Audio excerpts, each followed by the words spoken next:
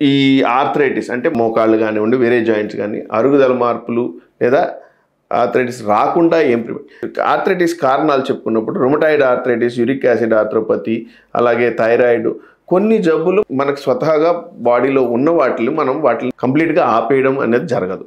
Thyroid problem ఉన్న వాళ్ళకి, sugar problem ఉన్న వాళ్ళకి వాళ్ళు కంపల్సరీగా లైఫ్ లాంగ్ ట్రీట్మెంట్ తీసుకోవాల్సి ఉంటుంది. వాటి వల్ల వచ్చే సైడ్ ఎఫెక్ట్స్ వల్ల అంటే రుమటాయిడ్ ఆర్థరైటిస్ కానీ, యూరిక్ యాసిడ్ వల్ల కానీ, థైరాయిడ్ వల్ల కానీ వచ్చే ఆర్థరైటిస్ని మనం ఏదో ఒక ట్యాబ్లెట్ వేసి ఆపేయలేం. కానీ ఈ ప్రాబ్లమ్స్ ఉన్నవాళ్ళు మిగతా వాళ్ళకన్నా కొంచెం జాగ్రత్తగా ఉండాలి. అది మనం చెప్పాలి పేషెంట్కి కంపల్సరీగా.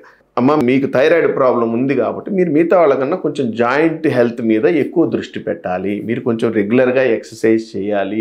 మూమెంట్ స్టక్ అయిపోకుండా, జాయింట్స్ మూమెంట్ తగ్గిపోకుండా మీరు రెగ్యులర్గా మొబిలైజేషన్ ఎక్సర్సైజ్ చేసుకోవాలి. అలాగే సపోజ్ మోకాళ్ళు అనుకోండి, క్వాడ్రిసెప్స్ ఎక్సర్సైజ్ అంటాం, ముందు వైపు ఉన్న కండరాలు, అలాగే హ్యామ్స్ట్రింగ్స్, యాంకిల్ పంప్స్ ఇలాంటివి రెగ్యులర్గా చేసుకుంటే కొంతవరకు వీటిని ప్రోస్పోన్ చేసుకోవడానికి అవకాశం ఉంటుంది. అలాగే యూరిక్ యాసిడ్ శాతం ఎక్కువ ఉన్న వాళ్ళు నాన్ వెజ్ తినడం వీలైనంత వరకు మానేస్తే బెటర్. వాటికి సంబంధించిన మందులు వాడాలి. రుమటాయిడ్ ఆర్థరైటిస్ ఉన్న వాళ్ళు రెగ్యులర్గా కోర్స్ ప్రకారం యాంటీ రుమటాయిడ్ డ్రగ్స్ తీసుకుంటూ ఉండాలి. ఎక్సర్సైజ్, మొబిలైజేషన్ ఎక్సర్సైజ్ రెగ్యులర్గా, వేళ్లలో అన్ని స్టిఫ్నెస్ వస్తుంది. అండర్ వాటర్ ఎక్సర్సైజ్ అంటాం, అంటే ఒక చిన్న బౌల్లో గోరువెచ్చని నీళ్ళు తీసుకుని రోజు వేళ్ళు మొబిలైజ్ చేసుకోవటం, ఇట్లాంటి ఎక్సర్సైజ్ రెగ్యులర్గా చేసుకుంటూ ఉంటారు. లైఫ్ స్టైల్ మోడిఫికేషన్స్ అనేవి కూడా కొంచెం చేసుకుంటే కొంతవరకు మనం ఈ ఫైనల్ స్టేజ్కి వెళ్ళిపోకుండా ముందు స్టేజెస్లోనే వీటిని ఆపడానికి అవకాశం ఉంటుంది.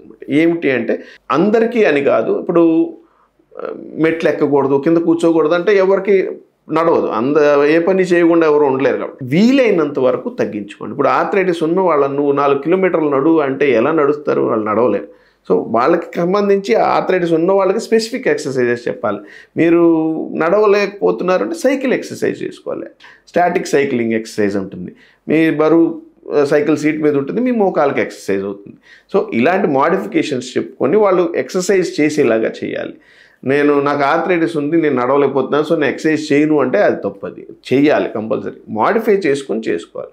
అలాగే లైఫ్ స్టైల్ మోడిఫికేషన్స్, ఎక్కువ మెట్లు ఎక్కేయటం, దిగేయటం, ర్యాంప్స్ మీద నడవటము, అలాగే కింద కూర్చుని లేవటము, ఈ చక్కల ముక్కలు అంటారండి, బాసింపెట్లు వేసుకుని కూర్చోవటం, ఎక్కువసేపు మోకాళ్ళు మడిచి కూర్చోవటం, ఇలాంటివి అవాయిడ్ చేస్తే మంచిది.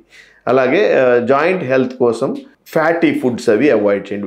వెయిట్ పుట్ ఆన్ చేయకుండా ఉండటం, ఒబేసిటీ ట్రీట్మెంట్ ఇవి కంపల్సరీ. ఇప్పుడు వెయిట్ పుట్ ఆన్ చేస్తే మళ్ళీ ఆ బరువు అంతా మన మోకాల మీదే పడేది.